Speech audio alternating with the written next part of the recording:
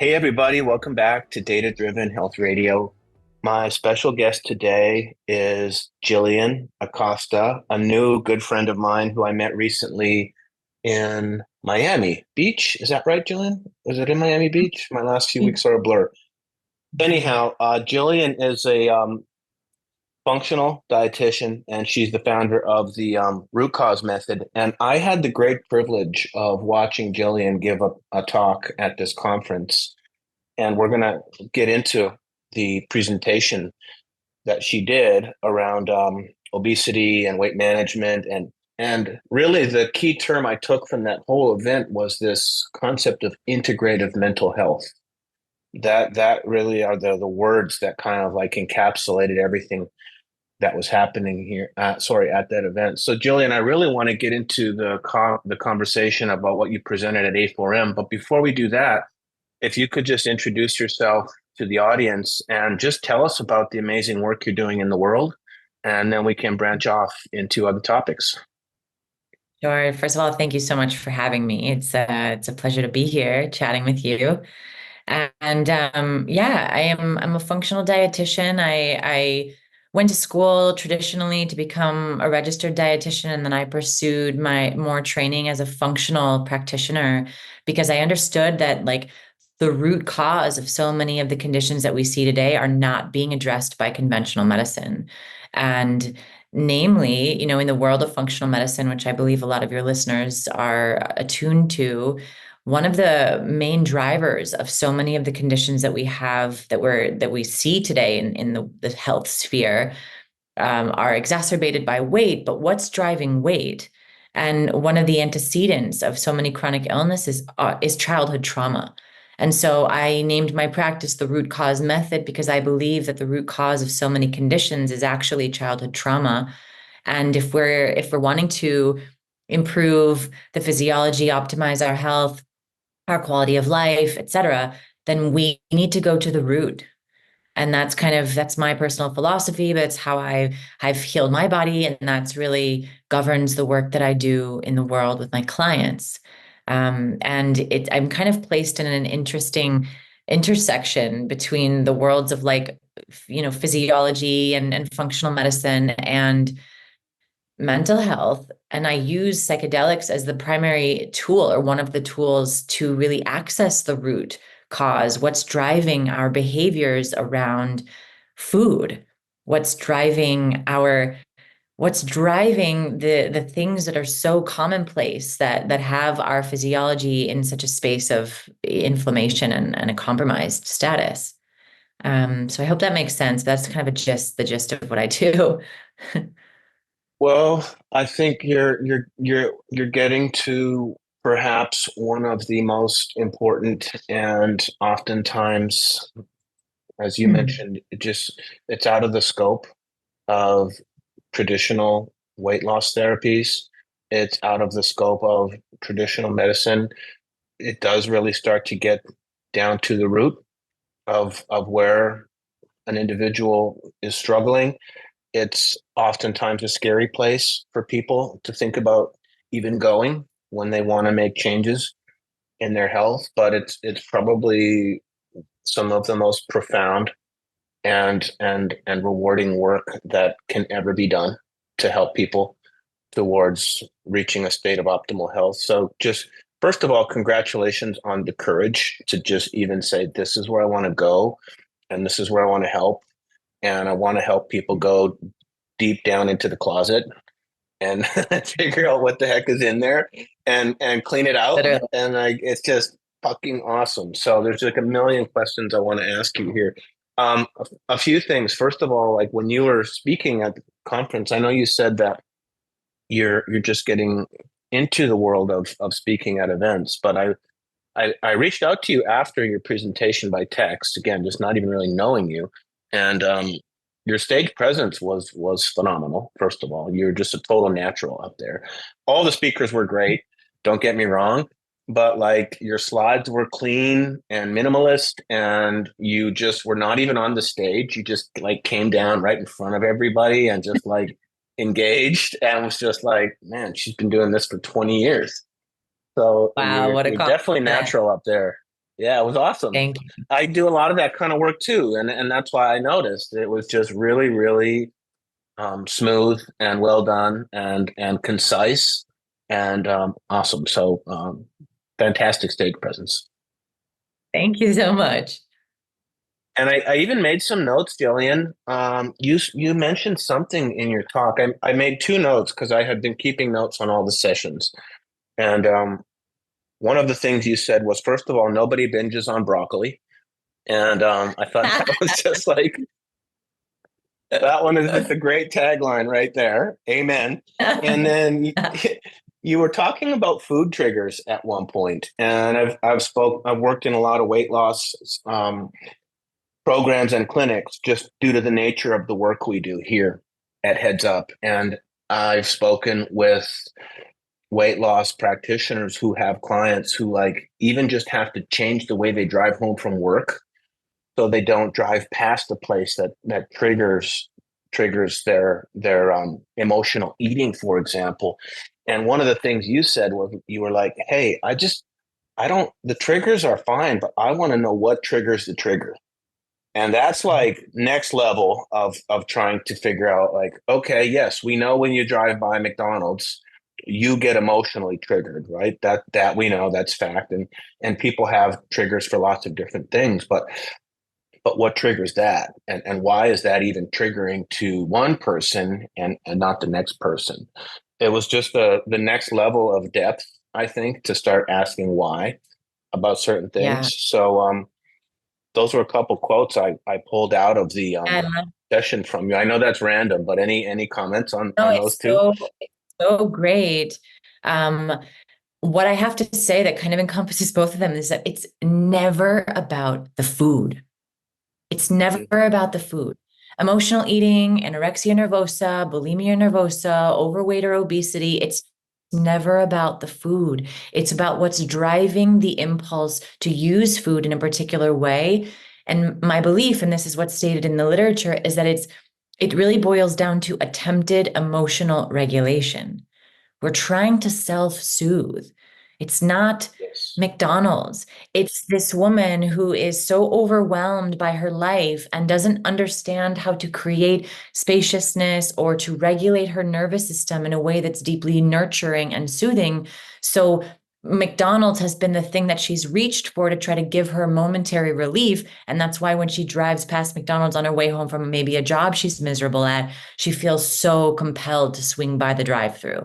It's not McDonald's. Yes, physiologically or neurologically, there are chemicals, dopamine is surging, endorphin, serotonin, all the cascade of feel-good hormones that we get flooded with when we're engaging with food or other substances in this manner. But what's underneath that is this need, this biological need to homeostasis. Nervous system regulation is a form of homeostasis. No creature in nature can survive in a perpetually sympathetic state. They'll die. We're the same.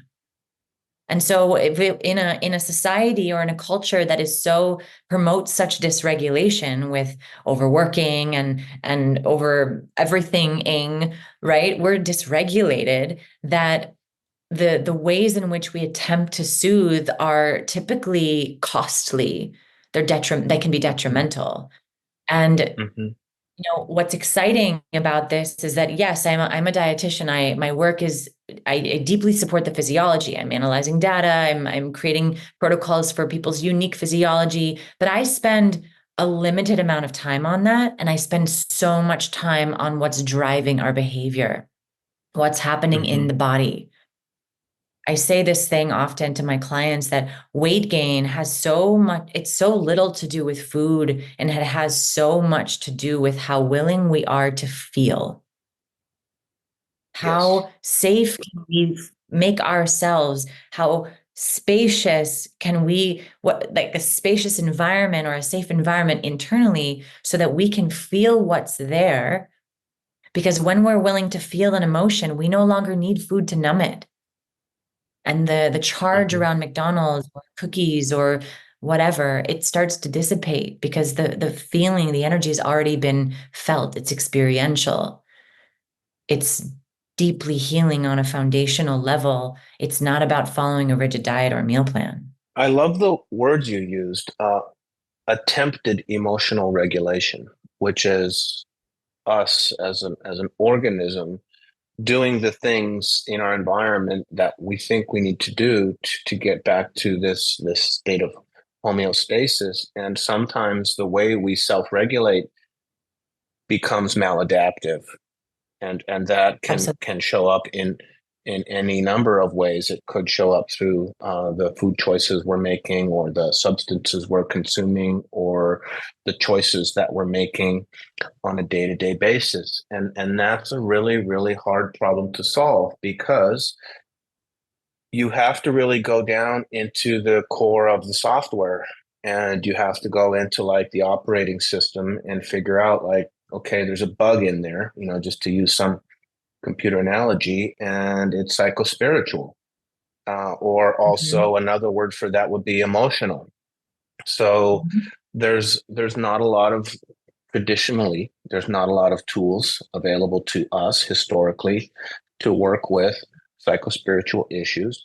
But when you can start to get to the root of those, and create a container, working with a therapist, and if you can create a container where those types of experiences can be brought up and felt in a safe way, even if you don't fully Yeah, intellectually understand what's happening in that container, the fact that it's coming exactly. to the surface, then a lot of those unhealthy choices, they naturally start to fade away. And that's been my experience working with a lot of plant medicine, is even though I didn't have some epiphany on the journey, and some people do have epiphanies and it's an aha moment, and they come out of an experience, and they've immediately keyed in on something that was blocking them.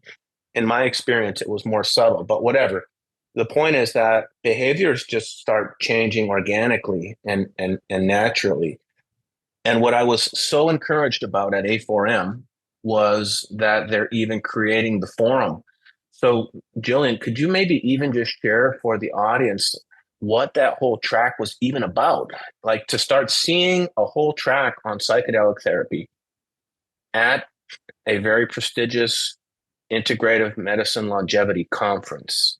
Like this is an exciting paradigm for me. So could you even just like unpack what the heck even happened that weekend for people, and just how significant it is that this conversation is happening and these tools are coming into mainstream society? Yeah, absolutely. So, before I do that, I just want to mention something to tag onto what you were saying before, that it's less about figuring out what the bug is in the software. Yes, awareness and mindfulness about an experience or a pattern is useful.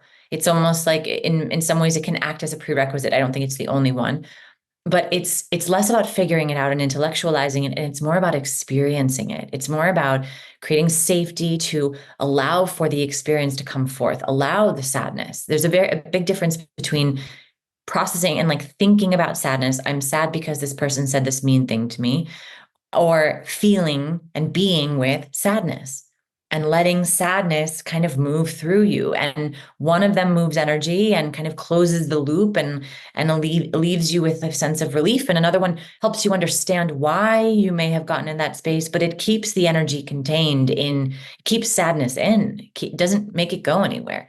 So conceptual versus experiential is a huge kind of foundational component of my work. And then A4M, as I alluded to in the beginning of our conversation, one of the main antecedents of illness is trauma, is childhood trauma. And what I spoke about in my talk is like there's two major problems with trauma as far as I'm concerned. It's the event and what it does to the physiology. So a dysregulated nervous system, dysbiosis in the gut, hormonal imbalance, adrenal fatigue. Like there's so many. It's systemic, elevated cardiovascular function, all these different components physiologically of like the imprint, long-term imprint of trauma. But then the second primary concern is like how we attempt to regulate it. how we are trying to come back into a space of homeostasis or regulation, nervous system regulation. And that is what you mentioned. It's the food, it's the substances, it's the toxic relationships, it's the numbing on social media, it's the overworking, it's the overspending. It's all of these mechanisms of how we are trying to seek relief. And those things, as maladaptive as they have consequences. Obviously, if we're over consuming food because we're so dysregulated and stressed out that we're boredom eating or we're emotionally eating after a stress eating or whatever people are calling it these days, we're going to gain body fat. We're going to potentially find ourselves with multiple diagnoses. We're going to, our quality of life, or now polypharmacy is in the picture. Like there's all these ramifications that stem from trauma at its core. And so, in Hmm. this integrative mental health, psychedelic realm, I also think that there's a big physical health component because it's inextricable. The mental and the physical health is one and the same. If our mental health is in such a state where we're depressed or anxious all the time, and the nugget of that or the root of that is childhood trauma, then how are we engaging with things like food? How are we eating? How are we numbing that impacts our physiology and our physical health? And so psychedelics as the center point of these conversations are such incredible tools to help us access what's driving such a state of mental catastrophe and really the opposite of health. What's behind that, and then also extending that into physical health. Why do these tools help heal the body? Because they're helping us get to the root of what's triggering or exacerbating the mental health conditions that are creating imbalance and dis-ease in the body. Well, Dr. Brad Jacobs was another one of the speakers there, and he works with clients on a range of longevity and health optimization. And I remember talking to him one time, and he said, "I could be working with someone for years, and it will just take one session of psychedelic therapy, and every internal blocker or resistance they had to listen to what I was telling them to do came down." So he's like, sometimes just from one session, I can get somebody unstuck and they're finally ready to accept and make the changes that I've asked them to make, which is incredibly profound. And that's why when I saw this content and this education starting to come out, I'm not a mental health practitioner. I'm not a functional doctor. I make software, but the clinicians and the people who use up my software, I understand what they're trying to get to.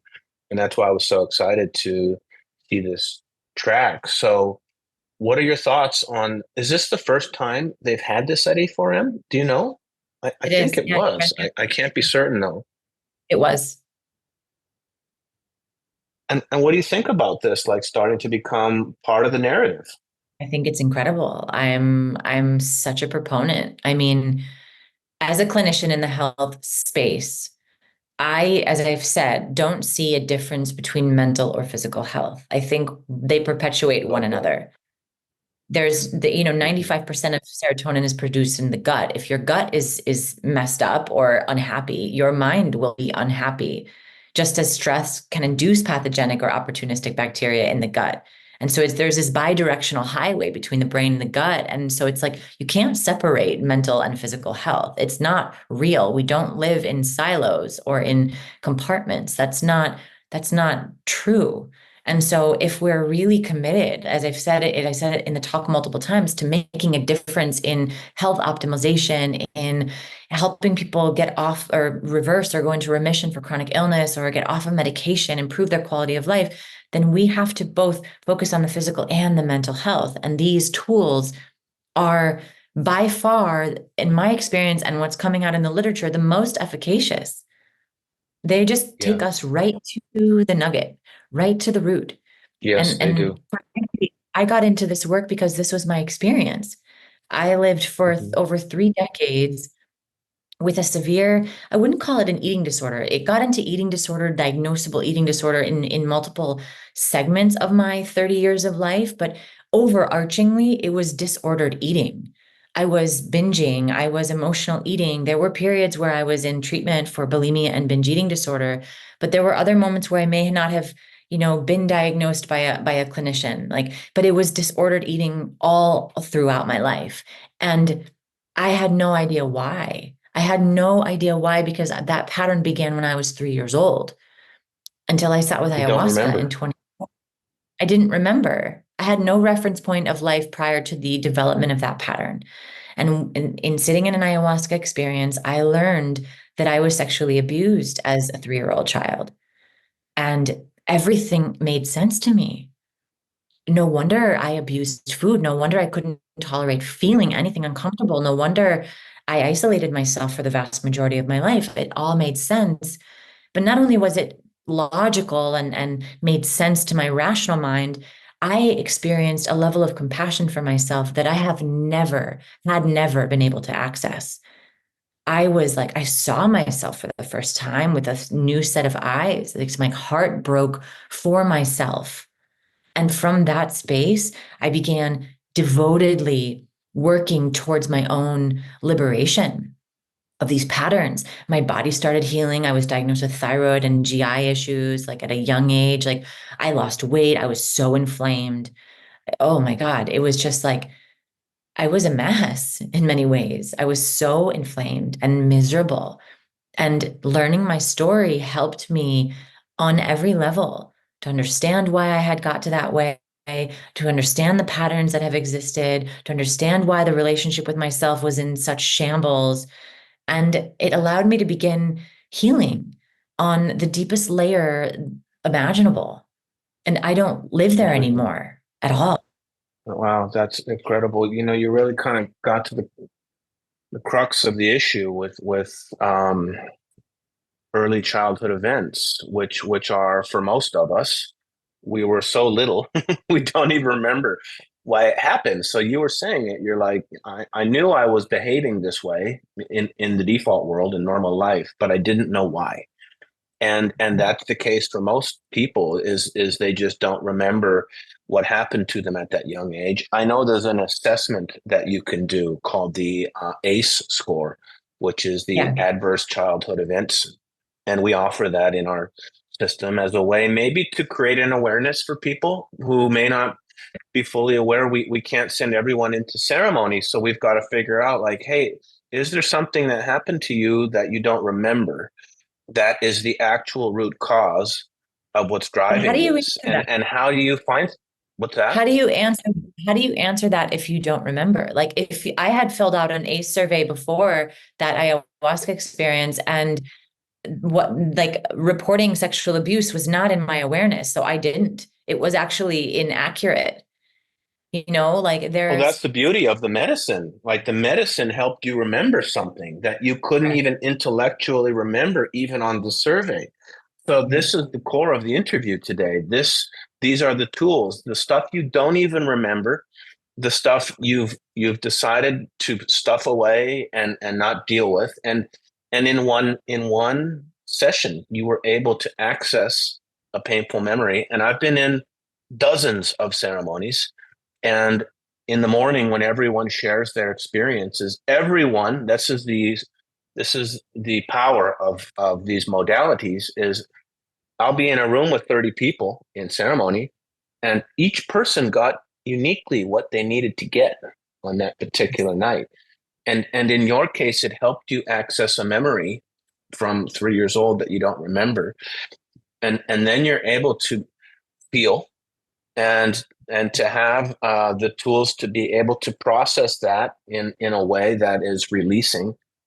I've had experiences with plant medicine where I've just cried, and I don't even honestly know why, but it was like some beautiful. It was actually just an energetic release. Some people release energy in different ways. For me, it came out through tears, but you get to access these things, and then what? How does that change the trajectory of the rest of your life when you can start to get access to that? Let's get back on track here, Jillian, because we just really kind of touched on the most important part of what I wanted to talk to you about, which is finally having the tools to get access to those things that we don't remember and that are holding us back in ways that we don't fully even intellectually connect to. And when we can deal with that, how does that change the trajectory, not only of our life, but how does it change the trajectory of everyone around us who we love and who we work with? We just show up as a completely different person. So the tools we have available to us today, legally FDA approved, are ketamine.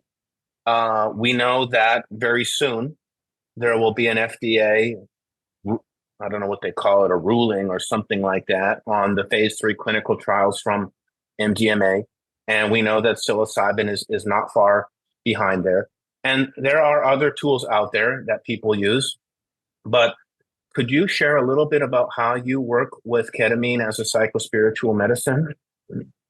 Yeah, absolutely. I would add to the list, there's also cannabis. And even though cannabis doesn't have the same Oh, nice. psychoactive properties, it's still a plant medicine. I have a really beautiful relationship with cannabis such that it induces an altered state of consciousness, and I use it therapeutically. I will sit in front of my altar I and just go on a little bit of a journey. And it really was a powerful tool for me as an introduction to psychedelics, because I wasn't, this was years ago, but I wasn't ready for like a full-on ceremony. But every time I would work with cannabis or smoke cannabis, it would take me into like a deep introspective place where I was able to process and I was able to, that's the thing. It's like, and I promise I'll segue this into your question, but like, I believe that so many of our behavioral patterns and addictions and tendencies and things that we abuse, right? Food being one of them.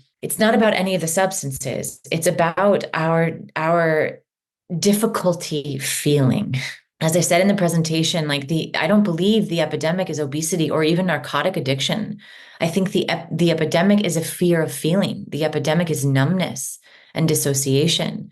And so what these tools and these teachers allow for us to experience is safety to feel. Because when we feel, we don't need the painkiller, we don't need the antidepressant, we don't need, in most cases, right? There are outliers, but in most cases, we don't need the food. And so my work is interesting because I'm a functional RD. And so in my credentialing, I'm allowed to support people in behavioral change as it pertains to health. And so it's a gray area, but that's really where I'm living. But at the root of it, what I'm really facilitating or helping to facilitate is people reconnecting deeply with themselves, people becoming safe for themselves so that they can feel. Because when we are willing to feel, we don't need to numb. And so I have a program, it's called The Garden. It's a 13-week program, and participants or clients are sitting with ketamine 3 times over the course of the 13 weeks. And it's similar. I'm in collaboration with an at-home ketamine company. And so I refer the client to them. They go through their intake process, all of that. So I'm not really involved in the transaction with You're medicine, not but they're, prescribing the part of it, but you're facilitating that. That happens yeah, through a relationship with um, yeah, a place that's set up to properly administer. yeah. I am holding space, as they say, right? I'm helping to facilitate the experience, the ritual. And so because 95% of our behavior is driven by the subconscious mind, and that's where trauma lives. And so if we're really in the business of creating foundational fundamental changes in people's experiences and patterns, then I believe that the subconscious realm is where we need to explore. That's where these belief patterns originated or are stored. It's where all these automatic tendencies are driven or governed by. And so there's a module within my program called Uprooting the Weeds. And we're in that module from weeks 4 to week 10. And that's exactly what we're doing. We're in the dirt.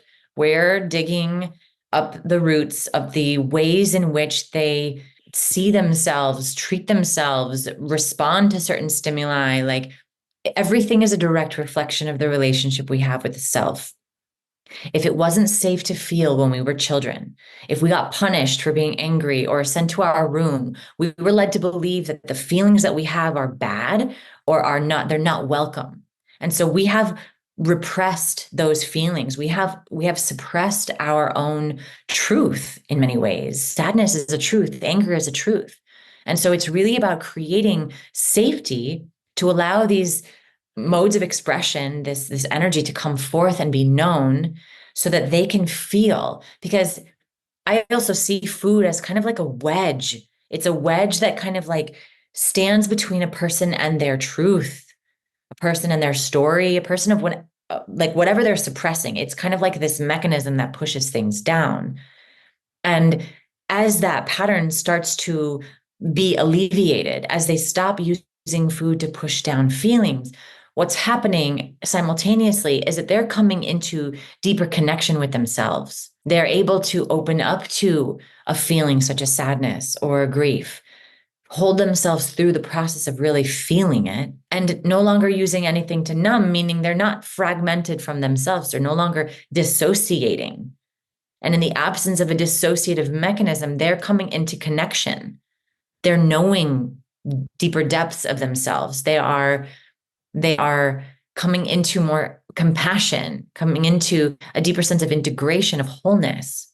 I'm not the guru or the healer. I am like a guide. I'm a Sherpa leading them back to themselves. And I use psychedelics, I Well, leverage properties of psychedelics and the neuroplasticity to help soften those deeply ingrained behavioral patterns or thought processes, perspectives of themselves, kind of stimulus response in terms of a trigger or an activation, and then boom, they're eating already. Like that gets to be softened because of the properties of ketamine, for example, the neuroplasticity, the neurogenesis, and simultaneously this fertile foundational space is created for new perspectives, new thought processes, new behavioral patterns to start to anchor. And then we are deeply and intimately integrating from each of these experiences. It's like high touch point program. It's very intimate. what I love about your approach, Jillian, and why I was so excited to talk to you is because you're the first person I've seen who has taken the concept of mental health and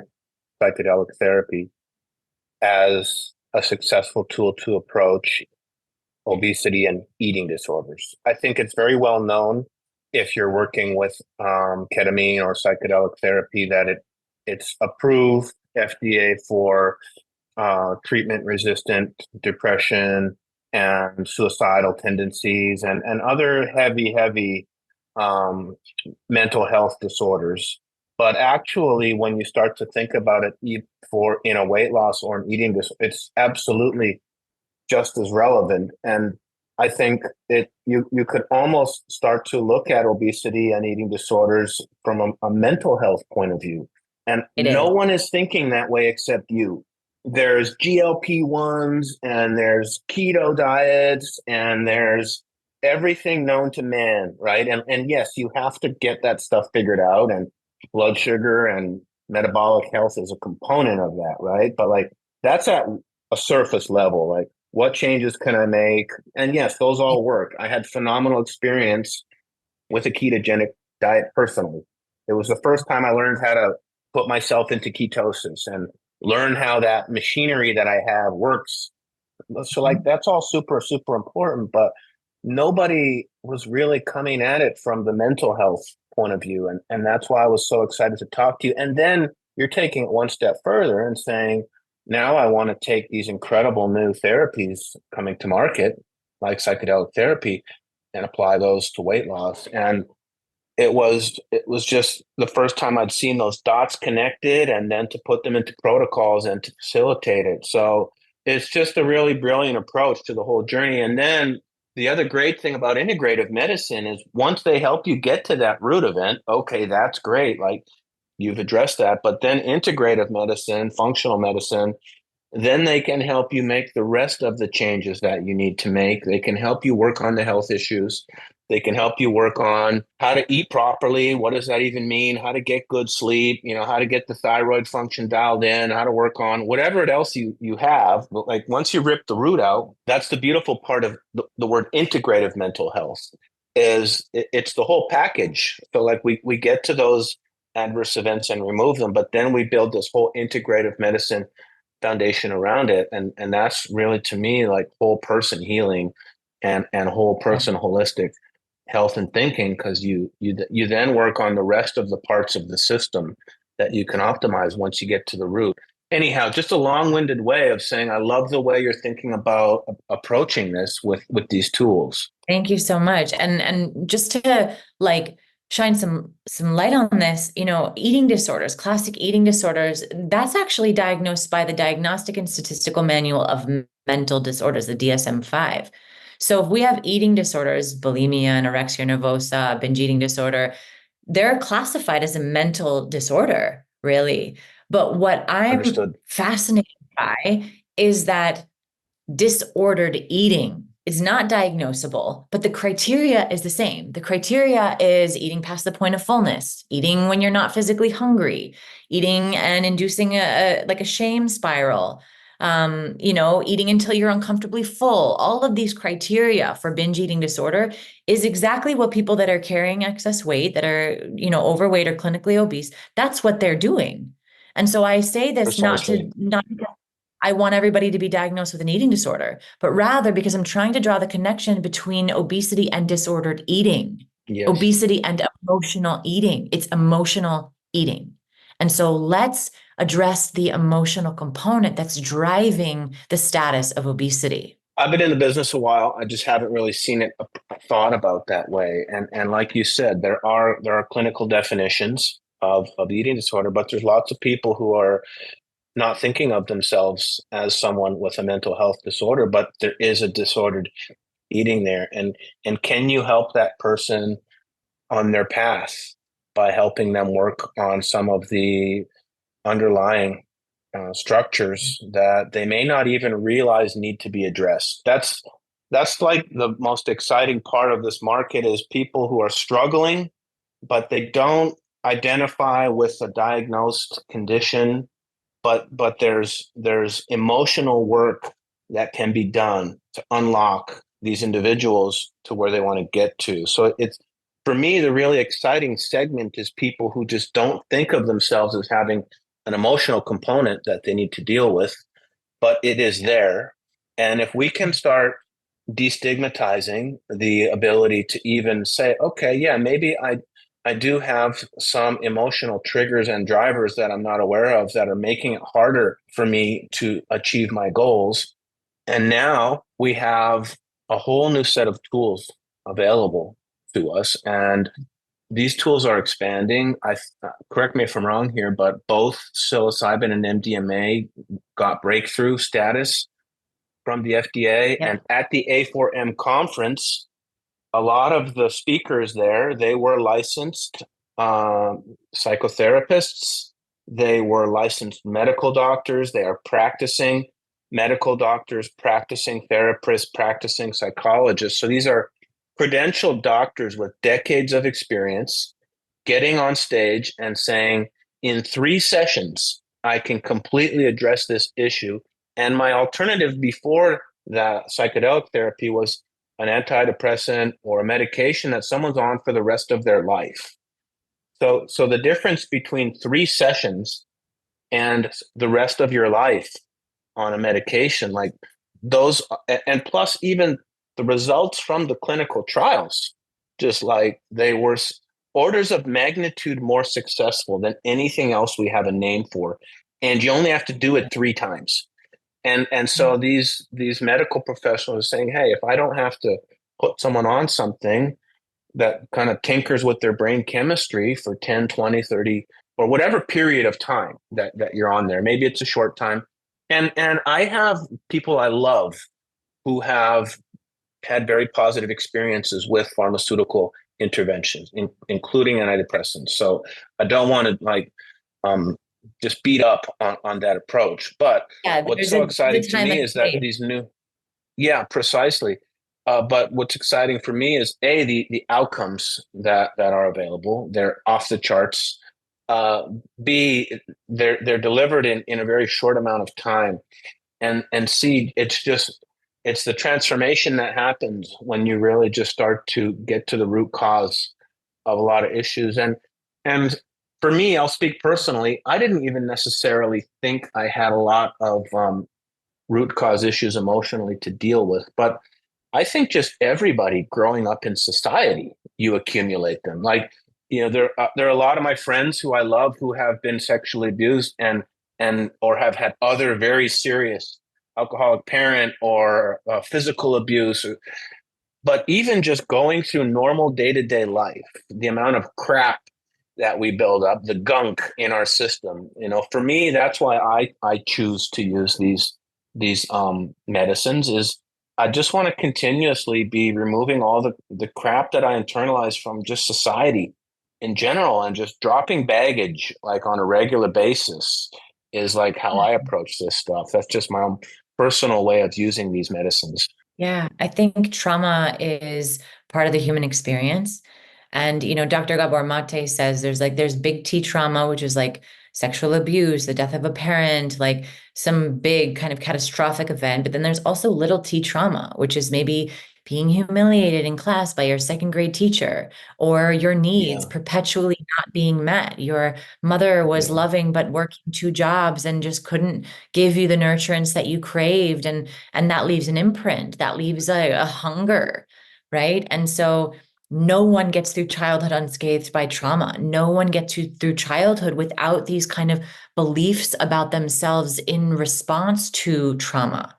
And that's really fascinating to me. And what I believe, is at the crux of what shapes our relationship with ourself. But something that I say all the time is that every single thing in our lives is a direct reflection of the relationship we have with ourselves, how we feed Amen. ourselves, how we talk to ourselves, how we care for ourselves, our financial status, maybe our relationships, our romantic partnerships. Everything's a direct reflection of the relationship we have with ourselves. And so at the nugget, at the core of our health status, just for example, is that foundational relationship. And psychedelics bring us right there. They help us love ourselves, as kind of bumper sticker as they may sound. It flooded me with compassion. It allowed me to Hmm. like enter into this gentle space with myself, which like blossomed into this beautiful relationship I have with myself, full of honor and appreciation and like admiration in some moments for strength, like the strength I've had to have throughout my life. Like it totally foundationally changed the lens or filter in which I see myself and treat myself, which has changed everything in my life without fail, like That's everything. about as succinct as you can put it, Jillian. I remember when I was traveling in Peru and I was sitting with different medicines, it was very natural in that culture to just every so often, just part of the normal society was to use these tools. Again, just on a continual basis, as you Yeah, so rites of beautifully put it. passage. Yeah, first of all, just to look inward. I was in a Maloka, and there were just local people from the village who would just come in and go in there and do their work, and then go back out into the world. It was a very normal part of society, and it's just to continue to build that beautiful relationship with ourselves. There's two other topics I wanted to chat with you about, Jillian. The first is how it pertains to the use of data and weight loss. And Mhm. there's scale weight, like you can step on the scale, and that alone is like hard for a lot of people to deal with who have experienced weight issues. As I mentioned to you earlier, a lot of the practitioners who we work with, they'll ask their client to just like put duct tape over the scale, and all they don't really want the people looking at it. And even when we work with weight loss programs where they offer to send a scale to the person at home, it's like they don't even want it. They've worked on this for so long where there's even a trauma towards the numbers. And even as awesome as biofeedback can be, that's our whole company.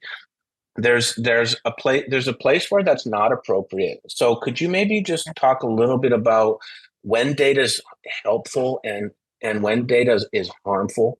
in the context of working on weight related issues? Yeah, I believe that nothing in the medical space should be a one size fits all. I think my Hmm. approach is very individualized. And so for some clients, it may be supportive for them to track weight.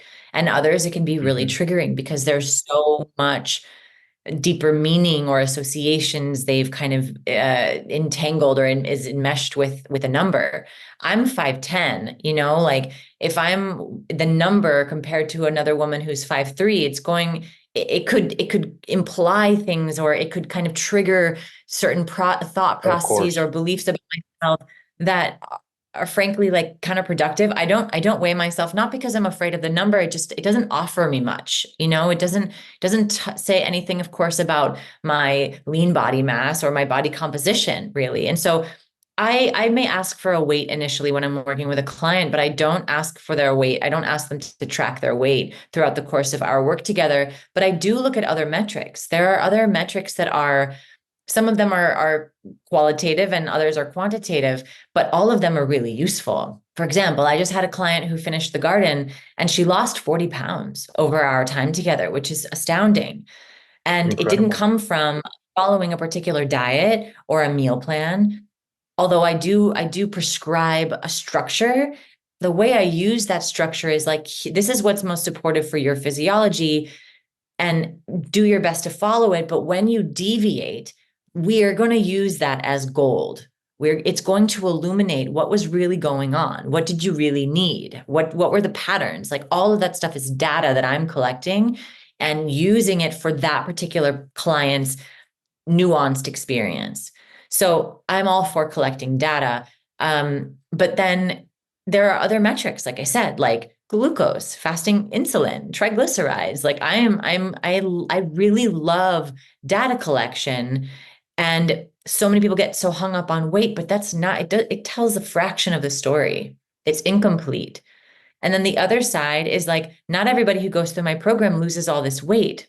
Some people do, some people don't. Some people who've had this deep emotional relationship with food for so long that there's many layers to it. And while they can start Of to course. make shifts foundationally on the way they see themselves, it doesn't necessarily manifest as weight loss or exponential weight loss in a short period of time. And I don't believe Agree. their cases are any less effective or potent. There's been Completely agree. massive shifts. So how do you measure that? It's like the quality of the relationship that is being developed within the person, within the individual. And then we can kind of quantify that or qualify that in many ways. And then, of course, the physical, physiological status, like how are, their inflammatory status, is that being decreased? There, all these other metrics and biomarkers, like we can track, but it's so nuanced, rather. It's so not cookie cutter, one size fits all, in my Yeah, perspective. one of the most important indicators is have you really lit the spark for that individual, and have you really helped them come in contact with what they needed to come in contact? That's the biggest win in all of this. The rest of the numbers will improve over time, sometimes quickly, sometimes slowly, like you said, depending on each individual. So, we work with all kinds of different data points, and there's some people who find them extremely motivating and helpful. As you said, it's all situationally dependent, but in the context of weight, it just seems especially sensitive. And I think that's when the talented practitioner will decide when is data going to be motivating, and when is it not. So I think it's just a conversation to have. It's an always important topic just to figure out when these types of numbers can be helpful or harmful. So this is Data Driven Health Radio, the show, after all. So like we talk about measuring lots of things, but I also just want to acknowledge that there's a time and a place where that's not the right thing for that person at that I'm moment still in time. measuring. I'm still measuring. When a person goes through my process in the beginning of the program, we create a morning practice, like a morning ritual. And so one of the things I'm measuring over the course of the program is how many times a week are they sitting and doing their morning ritual. That's data for me, because I know the more they're Oh yeah, sitting, I love that one.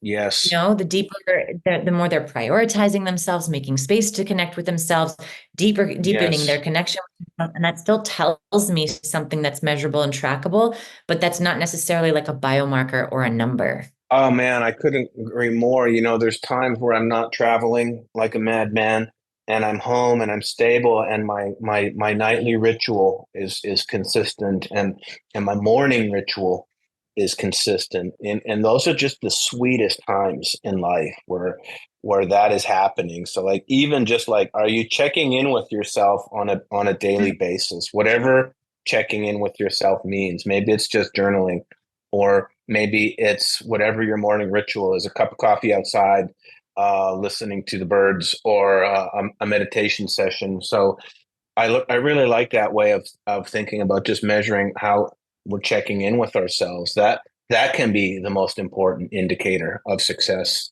Are we prioritizing the relationship with ourselves and with our mental health? Even just that is a simple yes or no type of thing. Like, Yep. am I doing that consistently and daily?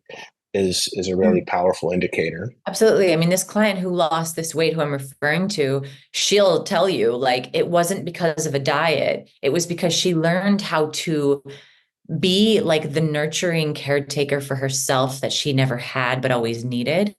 And in that Yeah, space of like lovingly being with herself through something challenging, that prevented her, that kind of dissipated this need to use food to soothe it. And that's where the weight loss came from. It was a byproduct of self-care. So we can measure, yeah, what does self-care look like for you, and how often are you engaging in these practices that are allowing this relationship with the self to shift such that you're no longer needing things to numb whatever you're experiencing internally. yeah. That's pretty beautiful. Wow. Okay. So, the last part, Jillian, is there's a lot of people who would like to have access to the types of things we're talking about here, and this is all very new for a lot of people. And there's ways to engage in psychedelic therapy that are through licensed practitioners that have a lot of experience working with it. A lot of them spoke at A4M. And if you're listening to this and this is a path you want to go down, you can access the A4M information. And there were amazing, talented people like Jillian who do this professionally and they do it safely and they do it according to what is regulated and approved and done properly.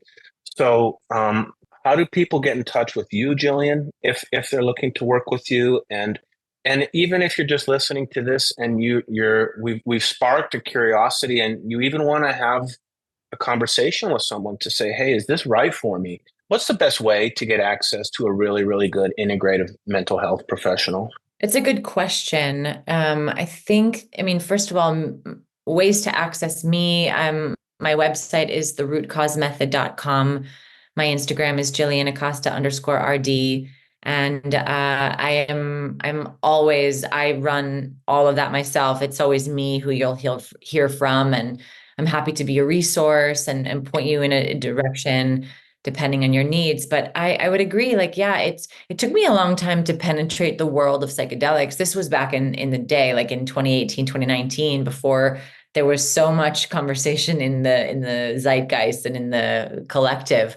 Um, Now there are multiple states like California, Colorado that people are able to speak about it openly because it's been decriminalized. And so there are retreats that are being run and group kind of like programs and modalities that are available for people, and ketamine clinics I think are a great place to start. I'm a fan of ketamine strictly in a therapeutic context because it's no less potent. I mean, it's potent. It's different from ayahuasca, of course, but it's still potent. It still induces an altered state of consciousness.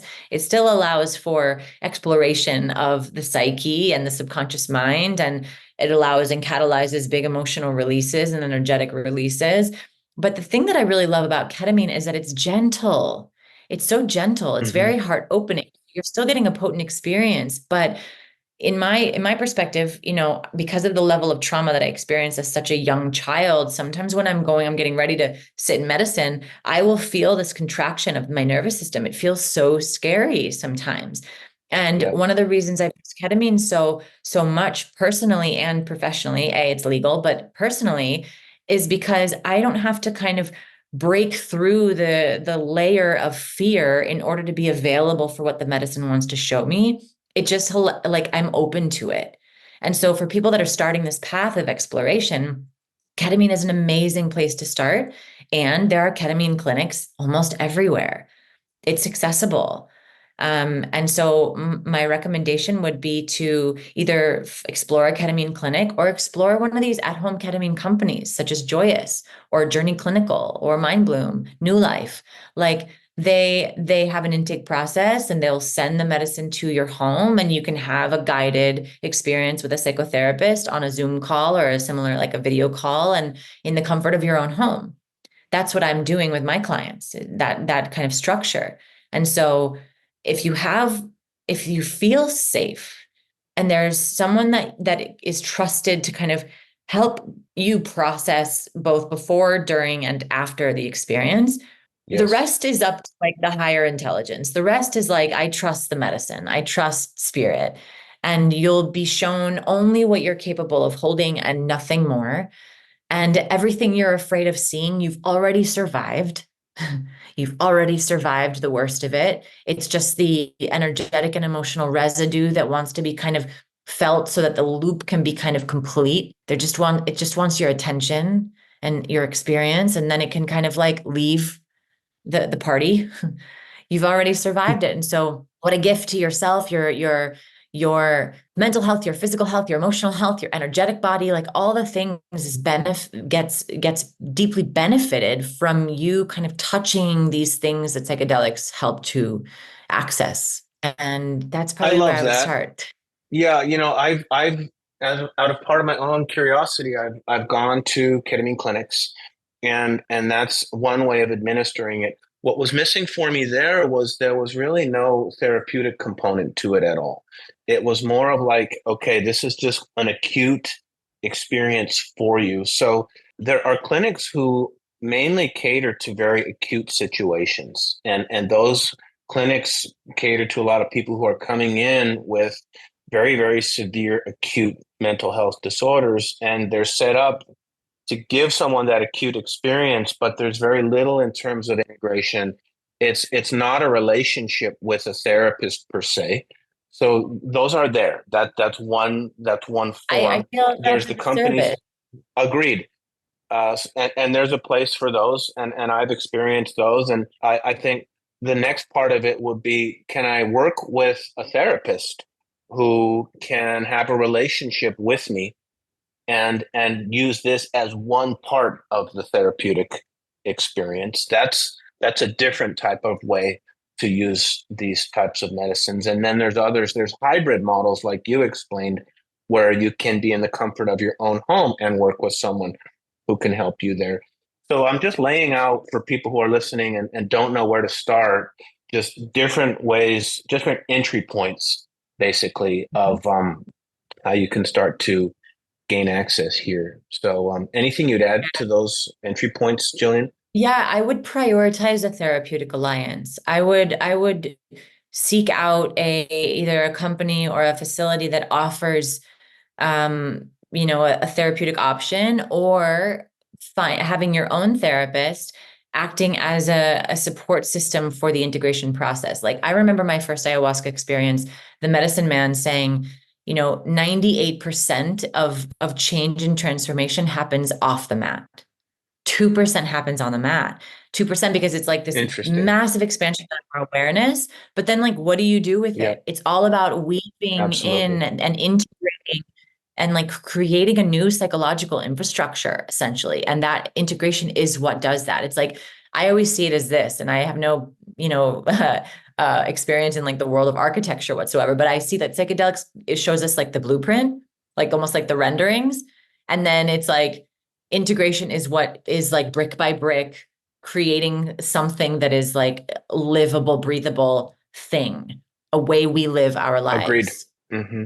So Yeah, having a I strong like that. It's like, alliance, having that therapist or that strong therapeutic alliance is what helps you build that infrastructure, not letting you go back. Because if you do a psychedelic experience and you have a psychedelic experience and then you go back into old patterns, let's say you emotionally eat again, you're going to reinforce whatever you're practicing. Neuroplasticity doesn't just work for, deepening the neural pathways of the positive. It's deepening the neural pathways of whatever is being practiced. And so having a strong therapeutic alliance to help you shift a new pattern and deepen that allows that new process to anchor as opposed to reinforcement of the old. That's, one of the things I'm most excited about as more of these tools become FDA approved is the ability to go to a retreat center or go to a therapist's office, an integrative mental health professional who has created the conditions already for a peaceful, serene, safe environment.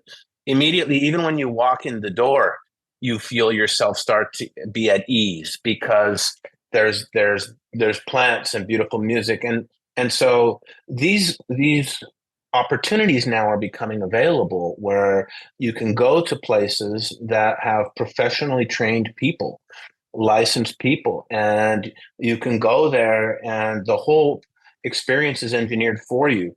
And you can go in there and have an experience in a safe, supported environment and be there eating healthy food for a weekend and be there with people who can help you integrate the experience. And in one weekend, it can be completely life changing.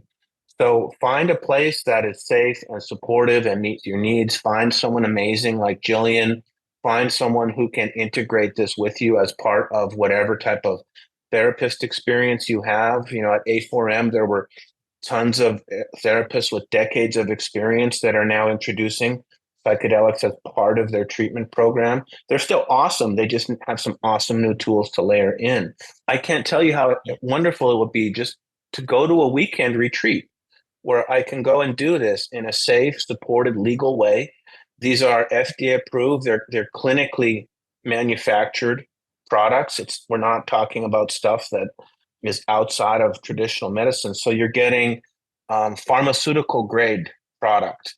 You're getting a place to do this in a safe, supported way. And like that's the most promising and exciting thing for me in psychedelic therapy is making it accessible to more people, making it safe, creating the container to go in there and be able to do this important work, not just once or twice, but I believe on maybe an ongoing basis, maybe annually, just being able to go in and like we've already talked about, drop the baggage as we collect it over the course of our life. That's what I think the most exciting part about this whole movement is just safe, supported ways to get access to this. And once you remove the root, then life opens up in a completely new and beautiful way. So I'm just excited to see where this all goes. And congrats to you, Jillian, for doing this amazing work in the world. Thank you. Tell us one more time for people who want to work with you, the best way to get in touch with you as we close here. Sure. Real quick, those exist. There are group ketamine retreats that are already in existence. I know Dr. Michelle Weiner is an incredible pain management physician. She was a speaker at A4M alongside of me. She leads group ketamine experiences in South Florida. And I know she's not the Beautiful. only one there. They're being held and they're beautiful. I've participated in them before. They are beautiful. There's something so Is there anyone powerful when else we people. should list, Jillian, in the show notes? You mentioned Michelle Weiner. Anyone else you'd want to list as a resource in the show notes? Let me think about that and then I can message you. No one's coming to Yeah, mind just right ping now. me. The above ground is coming to mind right now. Um, Okay, but got you. yeah, there's like retreat centers that I'm really a fan of that are doing deep, beautiful, super integrous work in Costa Rica that I'm happy to Yeah, share those resources I trust. Um, and yeah, I know there's some really good organizations like that are doing great work in the world. So more and more people will have thanks. access to this. Yeah. And then therootcausemethod.com is my website. There's a couple of offerings. I'm actually getting ready to launch a group program for women in May 15th. It's called Wildflower. It's an 8-week program, live calls, 2-hour calls every Wednesday. And it's going to be so potent. It's for women who are on this path of emotional eating. And the tagline is find beauty in the weeds. And it's all about learning how to use this relationship with food as our ally, because it actually is there to illuminate what our needs really are and then how we can meet those needs ourselves. So it's going to be juicy and potent. Find And beauty then in the my weeds. I love everything about that. That's Thank awesome. It's a you. good one. Thank you. Thank you. Yeah. And then the garden is my other program. It's the 13-week one-on-one deep dive. It's with medicine. And that is not a cohort. So that's like whenever it's one-on-one. And both of those, there's tons of information about that on my website. And then, of course, social media, Instagram. You can find me at Jillian Acosta _RD. And that's me. You're an angel, Jillian. Thank you for everything Aw, you're doing. It was really great meeting you at that event, and I'm just excited to continue working with you personally and professionally, just as a colleague and as a friend. So, thank you for making time to share your expertise. It's incredible work you're doing in the world. So, thank you. thank you so much. Thank you. I'm so grateful to have met you also and excited to continue weaving. Thanks, Jillian. Thank you for listening to Data Driven Health Radio.